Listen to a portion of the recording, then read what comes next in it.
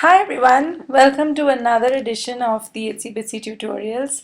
I'm Sunera and I'm going to show you how to make this really pretty pop-up scene for scrapbooks or greeting cards.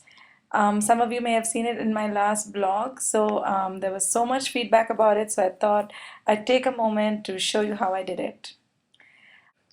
I started with a piece of cardstock which measured 7 by 10.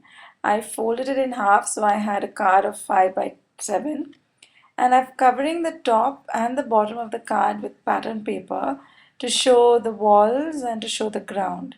So for the top I've chosen this pretty spotted design, and for the bottom it's a complementary mauve color.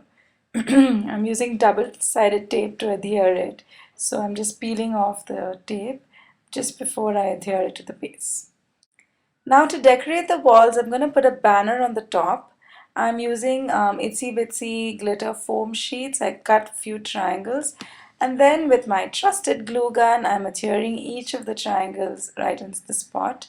So here I've got a pretty wall design, party festive look to the background setting of the card.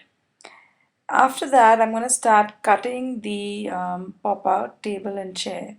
So for the table, I'm going to leave 2 inches on either side of the card. So that leaves 4 inches for the table. And I'm going to cut it about 2 inches deep. And then I'm just going to fold that little slit that I just cut out upwards and crease it as firmly as I can. Then I'm going to open the card, bend that piece forward, fold it down again, and there we have it, a nice pop-out segment. Now to make it a table, I want to only have the legs of the table at the bottom.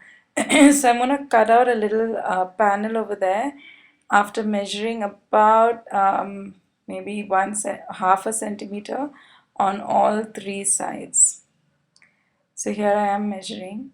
Then the easiest way to do that is through with a paper trimmer. If you've got a good quality paper trimmer, just place it right where you want it and run the slit down, and on all 4 sides. It's really easy. You get really precise cuts. I'm really kicked with that. And then when I take it out, my table has become a table. So now I'm pretty much going to do the same thing with the chairs, except I'm going to leave just half an inch on the side, make the chair 1 inch wide, and about 3/4 of an inch deep.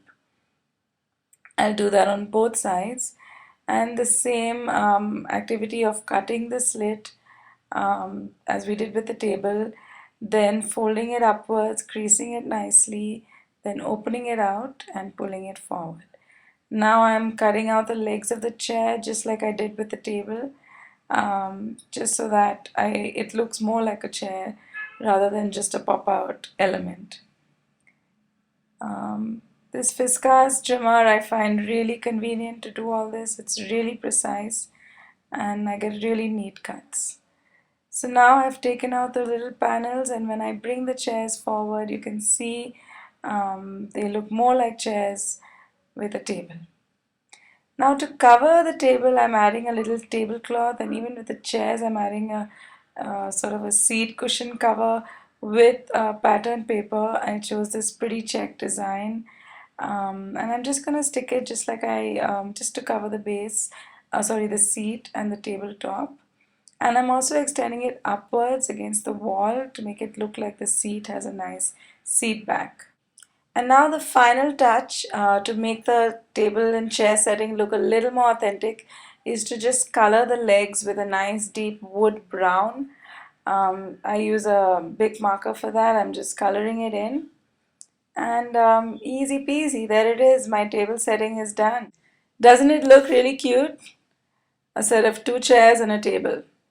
Now to add the cake on top, you want to cut the edge which is just above the table. Make sure you don't cut the other edge which is the base of the table. Once again, I'm going to leave about an inch on either side and take it about 1 inch deep. The principle is just the same. You cut a slit just like we did for the table and the chairs. Make sure they're evenly cut. Then fold the slit upwards, crease it as much as you can, and then turn it over and bring it forward. I've chosen a green cake, so I'm going to cover the cake tier with a nice green pattern paper. You might wonder where you've ever seen a green cake, and now in retrospect, I agree with you. But anyway, that's the choice I made. And now for the second tier, I'm going to leave about half an inch on either side and go take it up about 3/4 of an inch.